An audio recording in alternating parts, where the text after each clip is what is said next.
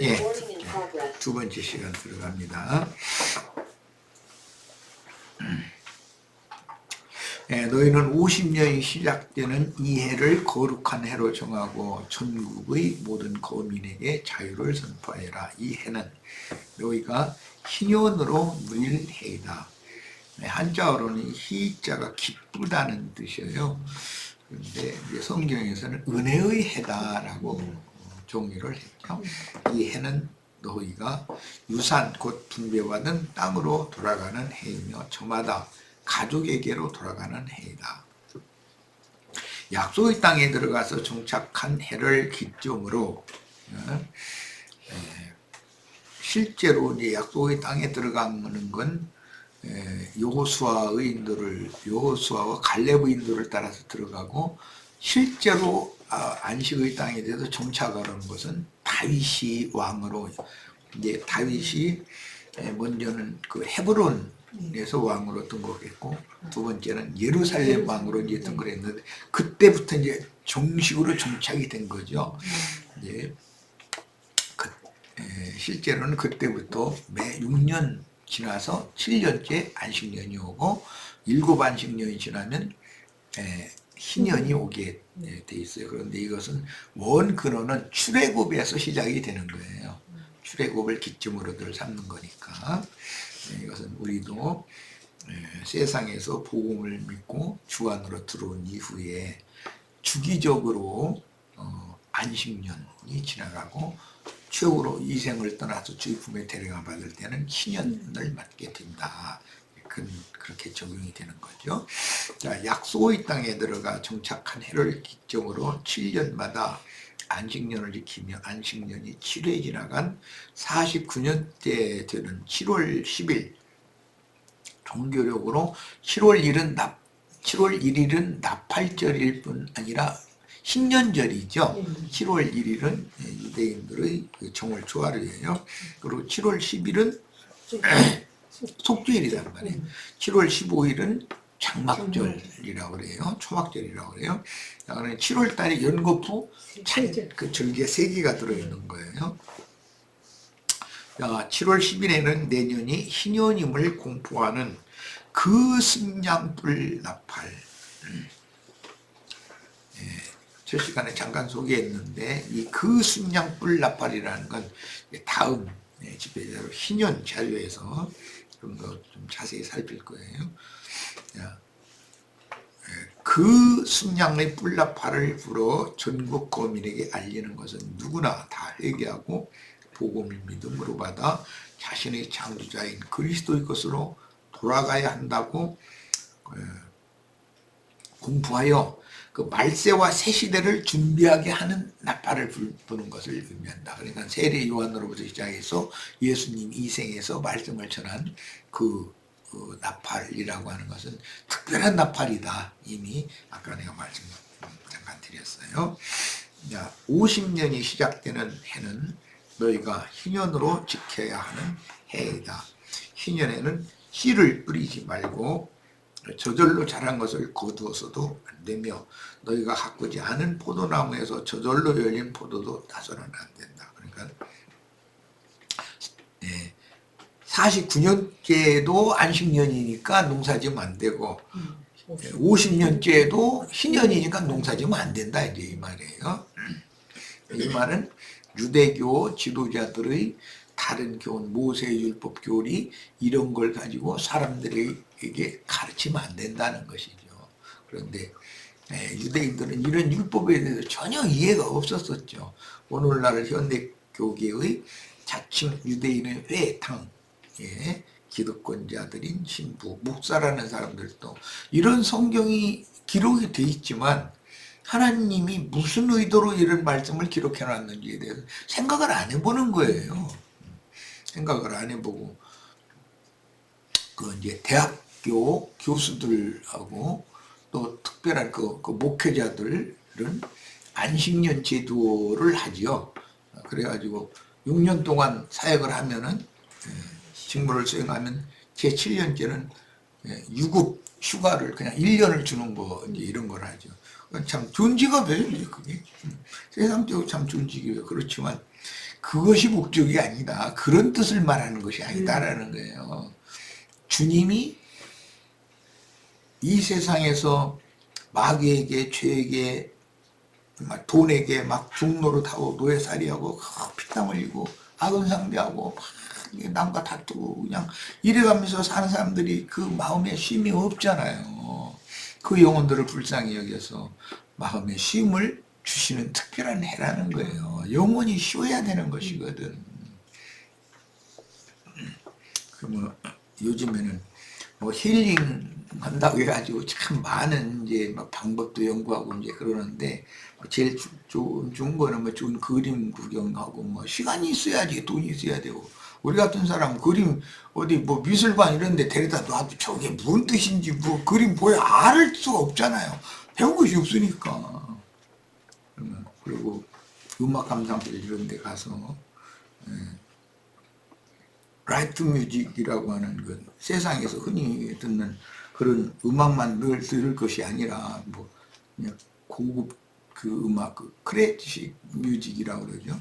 그런 것도 우리가 가끔 그걸 이 정신 세계를 맑게 씻어야 되거든. 그런데 그럴 틈이 없는 거야 사람이 사는데 그 음악 얘기가 뭐 라이트 뮤직이 뭐고 뭐 클래식 뮤직이 뭐고 그런 용어조차도 모르는 사람들이 대반이니까.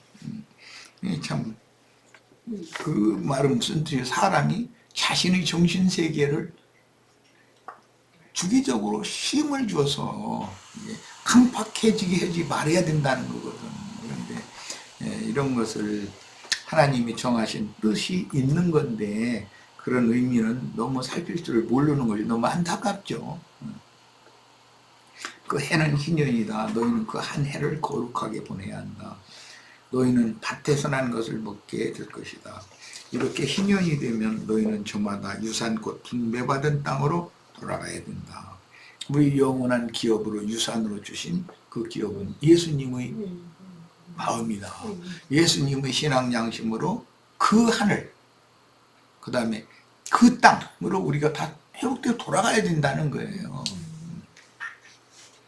하나님께서 12지파에게 분배하여 주셨고 각 지파의 가문별로 분깃으로도 기부하던 기업을 잃고 지주들에게 세상의 기득권자들 특히 종교적인 그 권세를 가진 자들에게 노예로 사는 것. 신앙생활의 목적은 우리 영혼에 완전한 쉼을 주시는 주의 품에 데려감을 받는 거, 하나님의 영광에 가는 거, 이것이 신앙생활의 목적인데 세상에서 쭉도록 흉노로 서던 사람들이 좀 그 영혼의 쉼을 얻어보겠다고 예배당 성당 찾아가면 그 신부 목사한테 또 종노릇을 이중을 하게 만들어 놓는 이런 구조가 이게 너무 지금 성경을 오해하고 있기 때문이다. 그럼 우리들이라도 이런 말씀을 하나님의 그 의도대로 잘 계시를 받아가지고 사람들이 이걸 철통 있게 가르쳐야죠.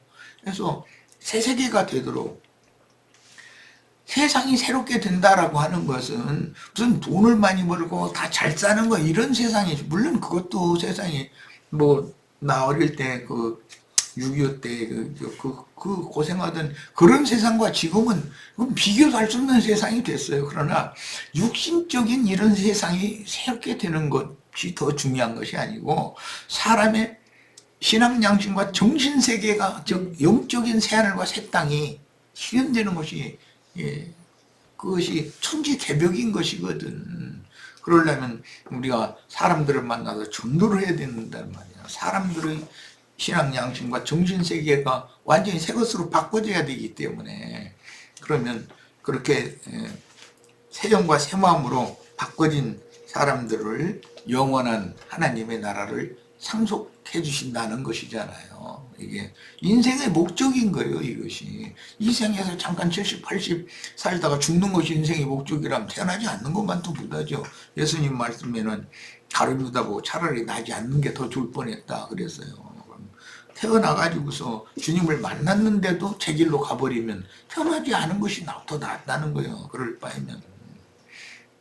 우리는 어떻게든지 해서 말씀을 가르치는 종들을 잘 만나서 분별력을 가지고 말씀의 세계인 주님의 새 세계로 다 데려감을 받는 축복을 다 받으셔야 되겠어요.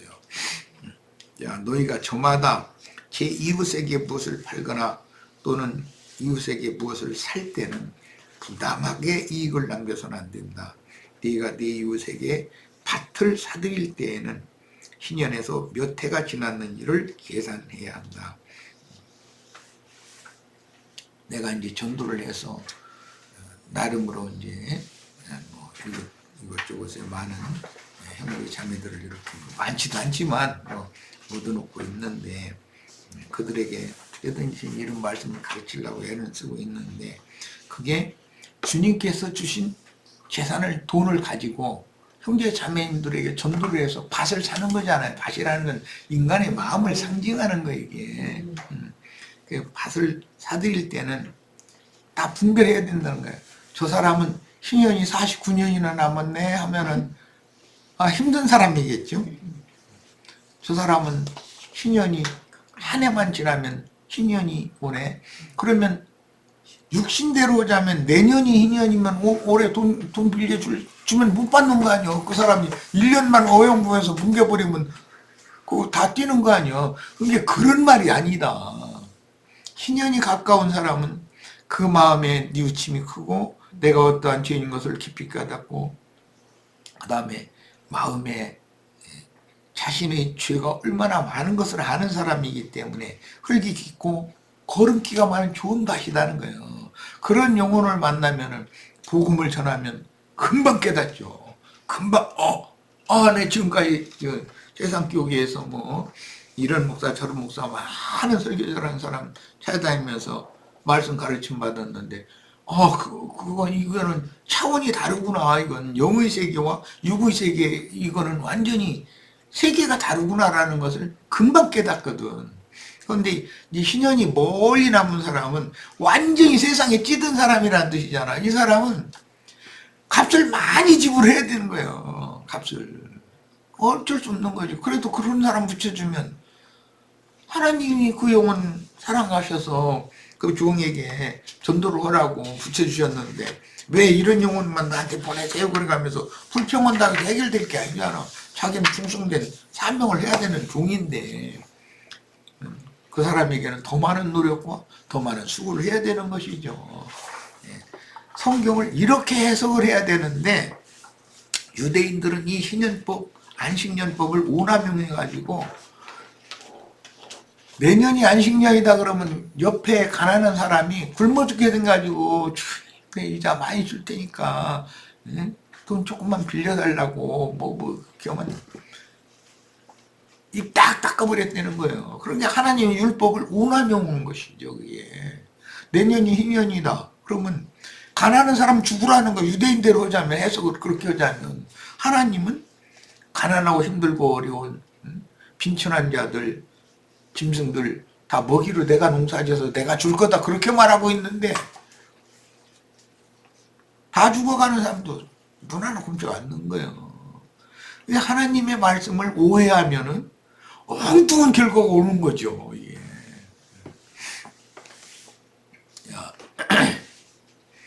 그래서 그 횟수를 따져서 너에게 값을 매길 것이다. 그러니까 땅을 사고 파는데 희년의 횟수를 계산해서 땅을 사고 파는 거예요. 유대인들은. 예. 영원히 땅을 팔 수가 없어요. 자기가 주인이 아니기 때문에. 주인은 하나님이고 자기는 하나님에게 그 땅을 경작하도록 맡은 그냥 다만 일시적인 지주일 뿐인 것이거든. 그러니까 지주라고 그래서 가나안 땅을 자기 맘대로 차지한 게 아니라 하나님이 약속으로 주신 거잖아. 그게 이제 이것이 율법이다. 이 말은 인간의 신앙 양심과 마음이라는 것은 내가 어떻게 할 수 있는 게 아니다. 내 양심을, 내 정신을 세상신 마귀에게, 돈에게, 또 세상 어떤 정치 권력에게, 종교적인 권세에게 그냥 자신도 모르게 팔아 넘겨버렸어. 그런데 그것을 자기가 되찾고자 해도 자기 스스로는 되찾을 방법이 없는 거예요. 물론 율법에는 자기 스스로 힘이 있으면 자기가 물러라 그랬는데 자기가 물을 힘이 있냔 말이에요. 주님이 대신 오셔서 값을 대신 치러주고 물러주셔야 되는 것이죠.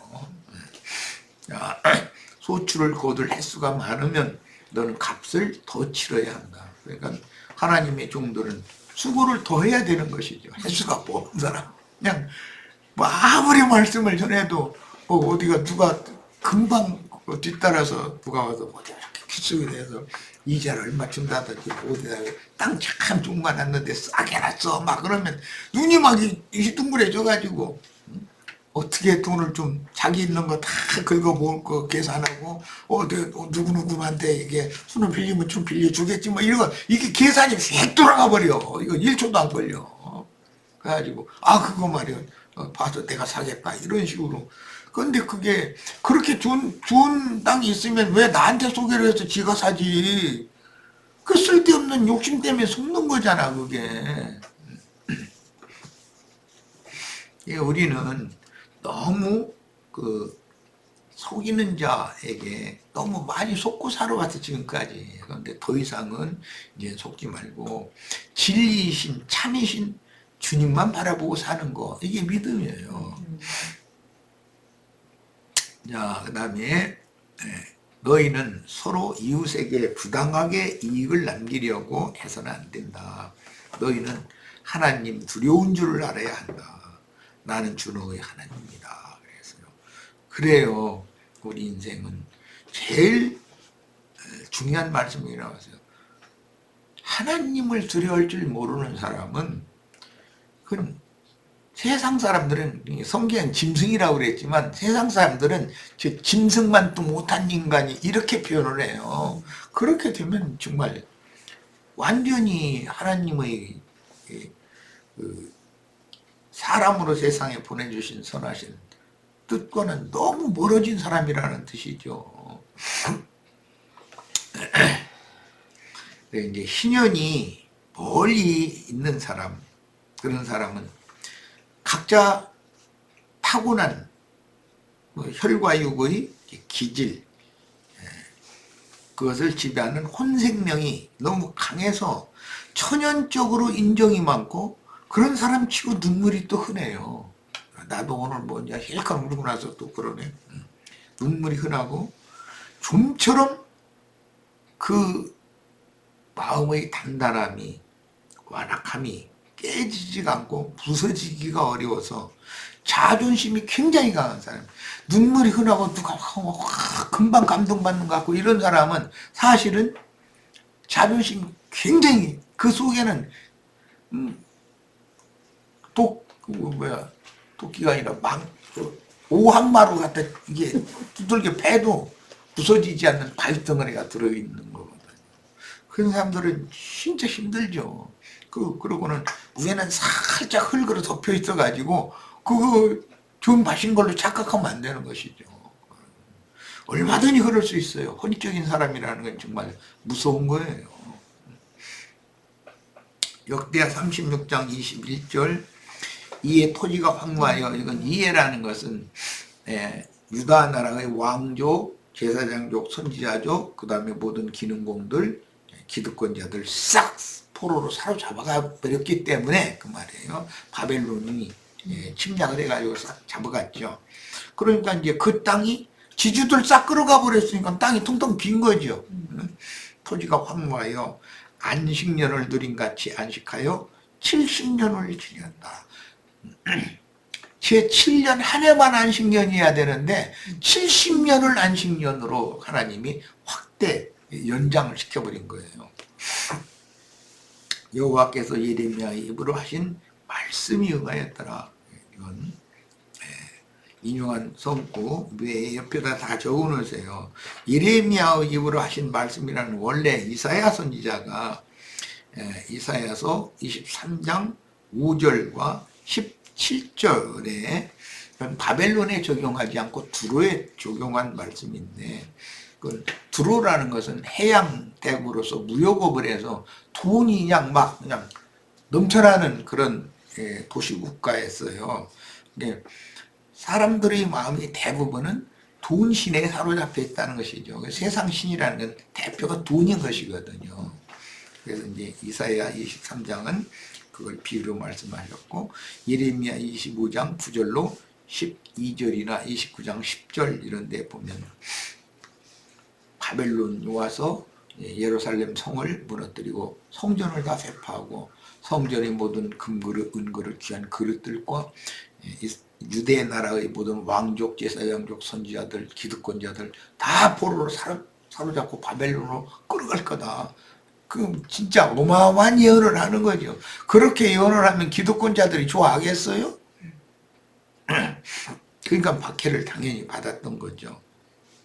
그랬는데 이것은 이사야 선지자가 두로에 대해서 예언한 70년 포로 기간을 바벨론에 적용을 해가지고 이제 예언을 한 거예요. 그래서 이제 스가랴 그 7장 5절에 보면 5월과 7월에 재개하면서 금식하는 말씀이 나오죠. 70년 동안을.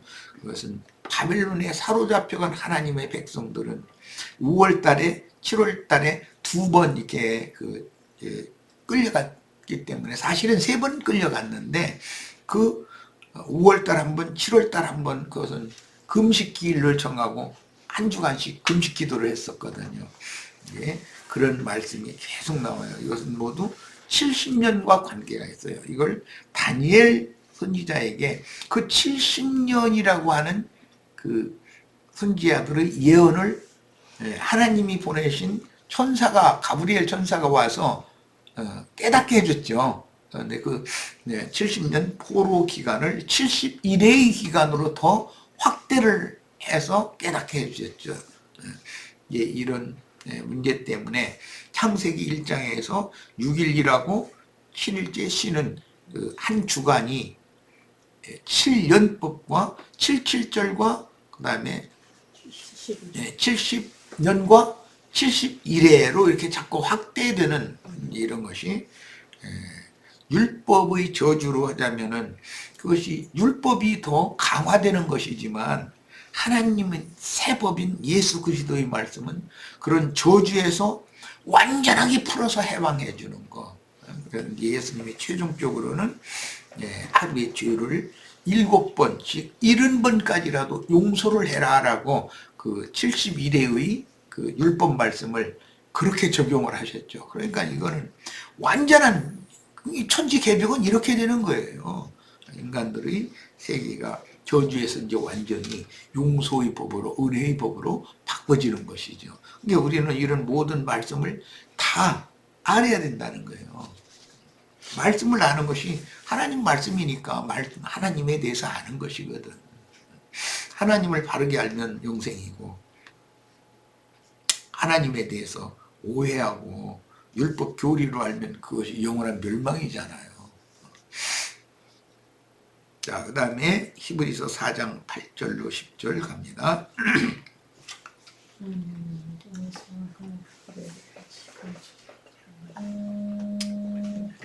만일 여호수아가 그들에게 안식을 주었더라면 그 후에 다른 날을 말씀하지 아니하셨으리라.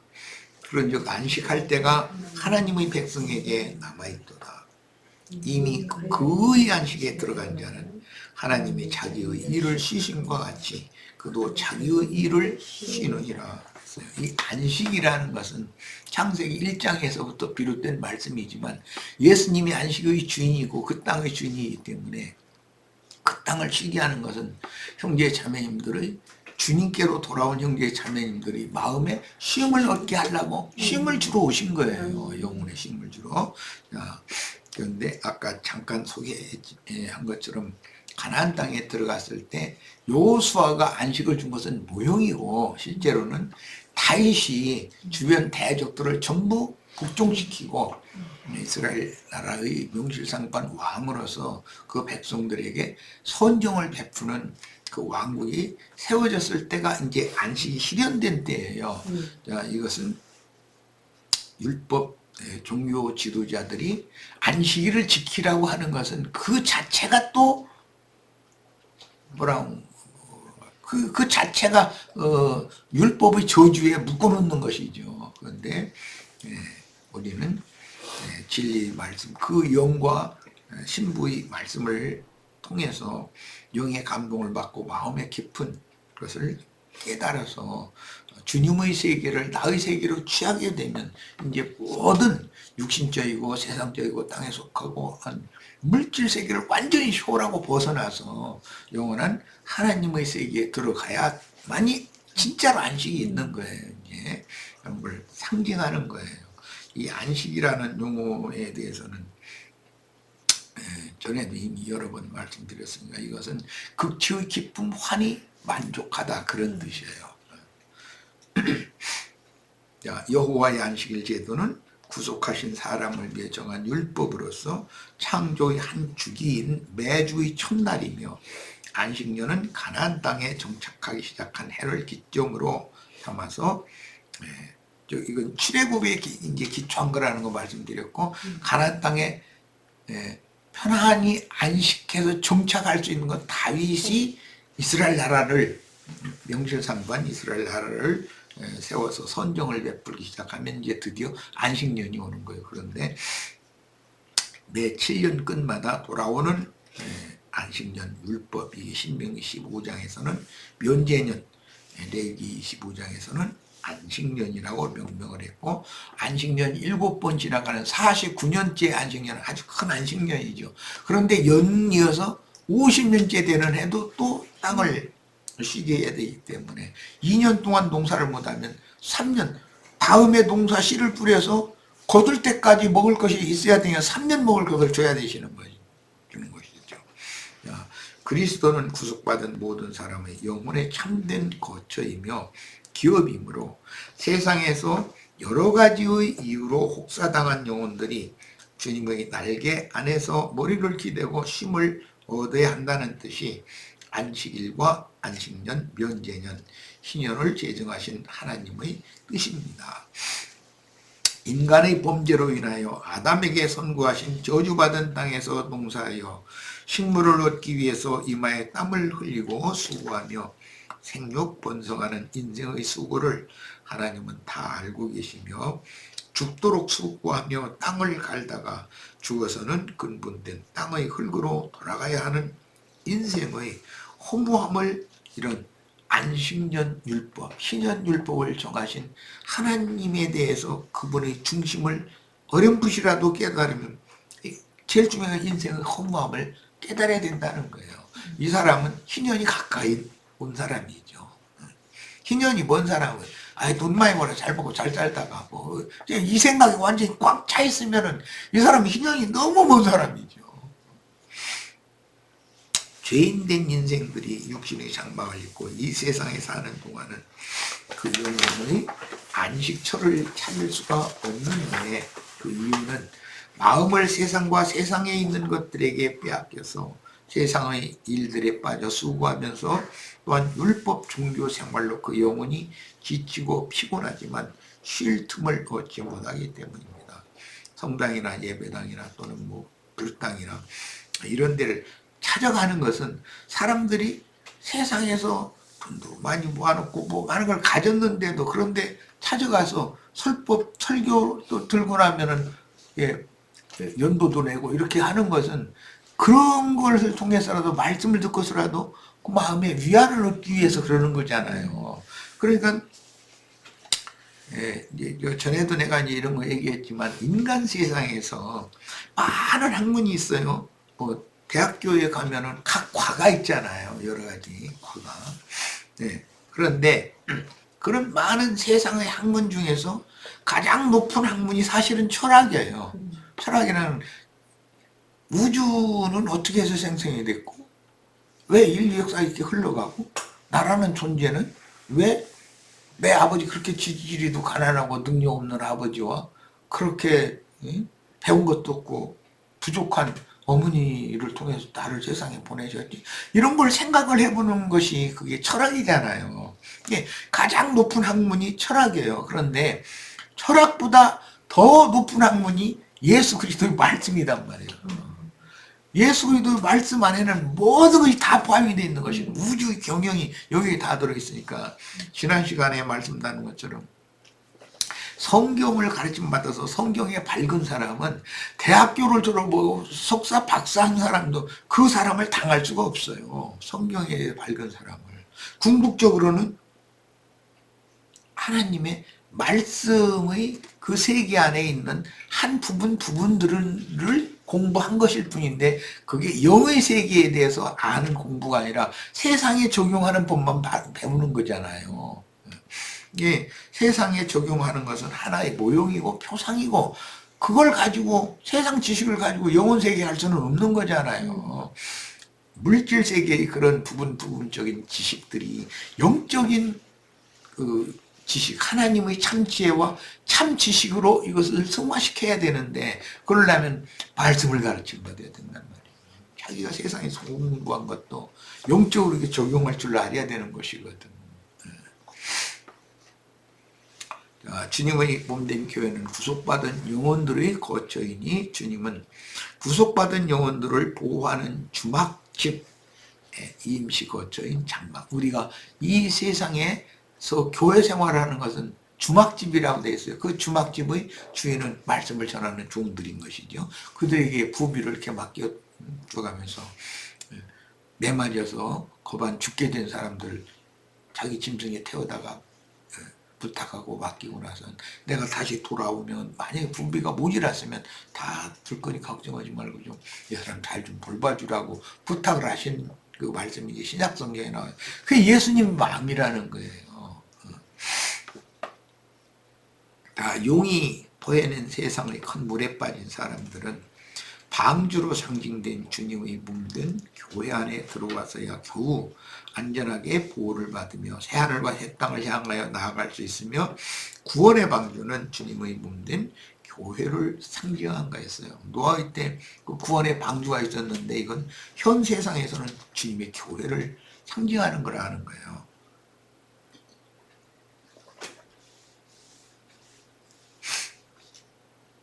구약 성경에 노아와 그 7 아들들이 방주를 건조하여 그 안에 정한 짐승들과 부정한 짐승들을 이끌어들이고 함께 새하늘과 새 땅에 들어간 그림은 주 예수께서 사도들과 함께 교회를 건축하고 유대인들과 이방인들을 인도하여 함께 그 천년기간의 메시아 왕국에 들어가는 것을 상징하는 거예요. 방주에다가 왜 하필이면 짐승들 태우겠어요? 돈 많고 똑똑하고 잘난 사람들 태우지. 그런데 그들을 하나도 태우지 않았잖아. 그들은 다 홍수에 다 죽었다 이거예요. 세상의 영에 세상 잘난 사람들 하나님 그냥 버리고 버리고 나중에 바다에 불을 붙여버린다는 거예요. 유황불을. 그러면 불 붙은 유리바다 위에 찬양하는 무리만 구원인 것이죠. 이게 얼마나 놀라운 비밀들이겠어요.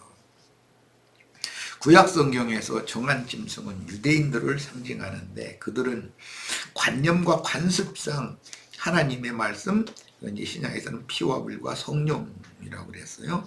하나님의 말씀으로 정결함을 받은 선민들이기 때문이며 부정한 짐승들은 하나님의 말씀을 듣지 못한 이방인들을 상징하는데 선민들은 희생축으로 상징되고 희생축이라는 건 이방 죄인들을 위해서 자신들이 하나님이 받으시는 거룩한 제물로 드려지라는 것이 유대인들을 택해서 빼낸 목적이잖아요. 그래서 그들을 제사장 나라가 되게 하려는 것이 하나님의 뜻이었어요.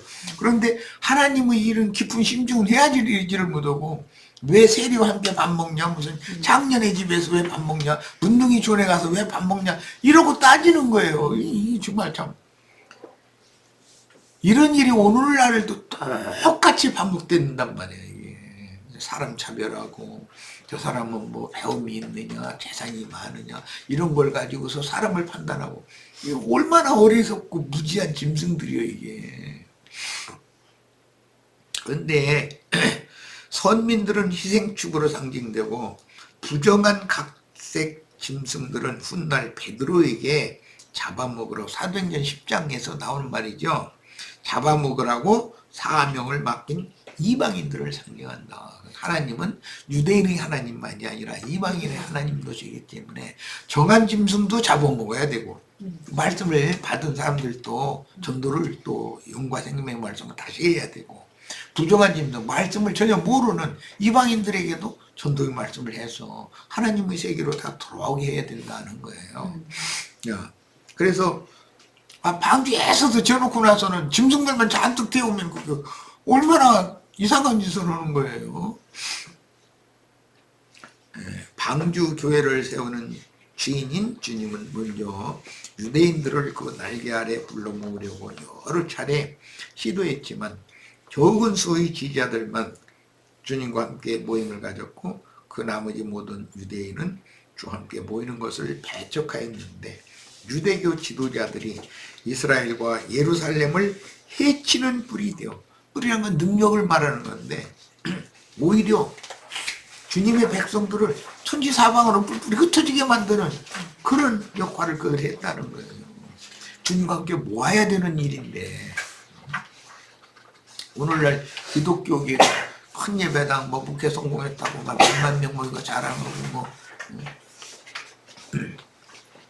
바로 이 앞에 있는 그 조그만 예배당인데도 거의 자기네들 그 단체 거기는 대한민국 200개 교회가 각 도시마다 있다고 그러면서 사람 그래 그러시냐고 참 자랑거리네요 네 이러고 이제 정말로 그다음에 내가 그렇게 말 안 하면 사람들은 나를 또 받아줄 리가 없으니까 그러시냐고 참 훌륭하네요 막 이제 이렇게 하니까 좋아 죽는 거야 내 속으로는. 그런 뜻이 아닌데 그러기를 말하면 로마교는 전 세계 각곳마다 성당이 없는 데가 없는데 제가 로마교한테 당하겠어. 그러니까 이런 것이 사람의 생각이 얼마나 고루하고 하나님의 그 넓고 깊고 높으심에 너무 미치지 못하는 거예요. 아예 생각이 미치질 못하니까. 그래서 오히려 자기네들의 예배당을 크게 세우고 자기네들이 왕복을 크게 세우는 것은 해치는 뿔 역할을 하는 거다. 세상에서 목회 성공했다는 것은 주와 함께 모으는 자들이 아니고 마귀와 함께 주님의 교회를 뿔뿔이 흩어지게 만드는 역할을 했다. 뿔뿔이 흩어지는데 이제 결정적인 그 역할을 했었던 건 히틀러나 뭐 이제 이런 사람들이 거기에 쓰임 받았는데 필요하면 짐승도 그렇게 쓰임 받는 것이죠. 하나님의 목적을 위해서 그렇게 하는 것이죠. 유대인들이 같이 그렇게 혹독한 시련을 이 세상에서 받은 민족이 거의 없어요. 그런데 이 대한민국 오늘날 우리 그 한반도의 한민족도 참 이스라엘 못지않은 그런 많은 시련들을 너무 많이 겪었어요. 그러다가 불과 지금 한 70여 년 동안 지금 이게 적의 침략도 받지 않고 이렇게 하다 보니까 또 우리가 이제 많이 발전해가지고 밥 먹는 것은 다른 나라한테도 힘들다고 구워줄 수 있을 만큼 이렇게 발전하게 하셨으니 참 감사하죠. 6.25 때처럼 모든 국민들 지금 그런 시련을 또 주면은 내가 보기에는 거의 많은 사람들이 삶을 포기할 가능성이 많았지. 지금 너무 좋은 걸 누리던 사람들이라 그런 걸 갑작스럽게 딱 보내버리면 감당이 안 되죠. 이제 나 같은 경우는 원래 없는 나라에서 뭐 조금 더 어려움이 왔었는데 지금 이렇게 부자 나라로 행복하게 살던 사람들 뭐 그런 혹독한 시련이면 감당이 어렵죠. 유대교 지도자들은 의문 문자대로 율법에 기록된 말씀들을 너무 잘 알고 있었으나 안식년 즉 면제년의 율법을 실현하러 임하신 주님을 배척하며 주님의 전도를 회방함으로 방주인 그리스도의 새 몸인 교회, 인자 예수의 몸이 아니죠. 그리스도의 몸, 교회라는 것은 영적인 몸이죠. 교회 안으로 모아드리려는 주님과 사도들의 노력을 헛되게 만드는 자들이 기독교계의 기득권자들이다. 그들이 바다에서 올라온 짐승 앞에서 짐승의 권세를 땅에서 올라온 자들이 행한다. 그런데 그 땅에서 올라온 짐승들이라는 건 거짓 선지자들이다. 계시록에 이렇게 답이 나와 있어요. 그러니까 기독교계의 지도자들은 나처럼 성경 이렇게 이해하고 이렇게 깨달아 이렇게 가르치는 내가 이단자고 자신들은 진실을 잘 가르친다고 생각하고 있고 나보고 저 짐승만도 못한 놈이라고 할지 모르지만 하나님의 눈으로 볼 때는 자신들이 하나님 보시기엔 너무나 하나님의 생각에 미치지 못하는 사람이 짐승이야. 이게 다 무지한. 오늘날도 많은 사람이 눈이 가려져서 주의 성령께서 때를 따라 행하시는 우주 경영에 따른 하나님의 일을 세방하는 악한 일에 쓰임을 받는 자들이 많은데 그 사람들은 하나님의 심판대에 설 때 영원히 용서받지 못할 불법의 죄를 범하는 신앙생활을 실행하고 있습니다. 그러니까 하나님에게는 도저히 용서해 줄 수 없는 범죄가 있어요. 그러나 용서받을 수 있는 범죄도 있어요. 그래서 영적인 범죄는 용서할 수 없다. 이건 용서 못한다. 그들은 영원한 영의 세계를 유혹으로 받을 수 없다는 뜻이죠. 이 땅에서는 영적 권위를 행사한다고 그러고 있었지만 가령 모세에게 명하신 율법을 행하던 구약시대에는 선지자들의 신앙을 따라야만 적법한 신앙생활이요 오늘날에는 큰 섬 바빌론의 신앙생활을 끝내고 그 영과 신부의 말씀에 순종하여 하늘에 거하는 자들의 신앙생활을 실행하는 것이 적법한 신앙생활입니다. 구약시대에는 아론 반차의 율법 제도를 행하는 그런 무리와 함께 섞여서 신앙생활을 하는 것은 하나님의 뜻이 아니었다. 그들이 무엇을 잘못하고 있다라고 선지자들을 통해서 다시 말씀하시는 그 선지자들의 가르침을 따르는 소수히 감춰진 무리만이 적법한 하나님이 말씀하시는 그런 법대로 신앙생활을 잘하는 사람이었다. 그러니까 이사야 선지자가 제자가 몇 명이나 했어요. 예레미야 선지자가 제자가 몇 명이나 했고 에스겔 선지자나 다니엘 선지자나 호세아 선지자나 뭐 등등해서 말라기 선지자 제자가 몇 명이나 해요. 왔다가도 다 떠나가는 거예요. 왜? 그 세상적인 사고와 너무 안 맞는 말만 하거든. 뭐 모세의 율법에는 안식일 지켜라, 월삭 지켜라, 절기 지켜라, 짐승 잡아서 기름 긁어내가지고서 기름 태우고 그 제육 조금내서 태우고 막 피 흘리고 피 뿌리고 해라 그러는데 안식일을 질렸다 그만 좀 모여라. 대회로 모여서 왜 범죄만 더 하느냐. 내가 그런 거 하라는 것이 아니다 이러고 막 짐승의 고기와 짐승의 기름 태우는 냄새인지 진력이 난다 그만 좀 해라. 막 이런 선지자들은 이렇게 율법에는 하라는 건데 선지자들은 그거 그만하라고 막 이렇게 그러고 사람의 손으로 지은 물질적인 건물 앞에 선지자 보내가지고 거기 들어가는 사람들 보면 그 하나님의 집이 아니다. 그 하나님의 집이 아니다. 조용히 그러고 외치고 있으라고 그러니 이 사람 죽을 일이야 정말로. 그러니 이게 선지자들의 제자가 과연 몇 명이나 있겠냐. 그냥. 율법에 통상적으로 하라고 한 말씀을 전부 뒤집는 말씀만 하니 구약 역사에서 바벨론의 침공을 받아 유다 왕과 왕후를 비롯한 귀인들과 제사장족들 그리고 모든 기득권자가 사로잡혀가고 그 땅에는 비천한 자들만 남게 된 것은 땅이 안식년을 맞아 70년을 쉬었다 그랬어요. 원래 1년씩만 쉬는 거예요. 많이 쉬어야 2년 쉬는 거예요. 49년과 50년째. 그런데 이걸 70년을 쉬게 만들었다는 거예요. 그리고 그 땅에 비천한 자들을 남겨둬서 그들이 지주노릇을 하게 된다는 거예요. 이야, 이게 정말 참 하나님 진짜 대단하셔. 그거 보면 육체로 하나님을 섬기는 자들이 생육하고 번성하는 것을 하나님은 원치 아니하셨으므로 하나님께서 약속으로 이스라엘 백성에게 주신 땅에서 더 이상 천국 백성들을 번성시키고 생육하게 하는 천국 농사를 하지 않으시고 율법 제도권 안에서 이제는 그 땅에 농사를 못 하게 했다. 이 말은 신약으로 적용을 하자면 기득권을 가진 신부나 목사들에게 너 이제 사람한테 전도 그만해 그랬다는 뜻이에요.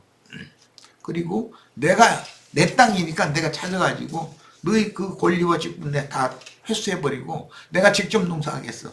그래가지고 제7년 안식년은 자연이란 거, 그 혹시 자연이란 포도나무에 맺힌 열매 이런 것 너 손대지 마. 그리고 비천한 자들과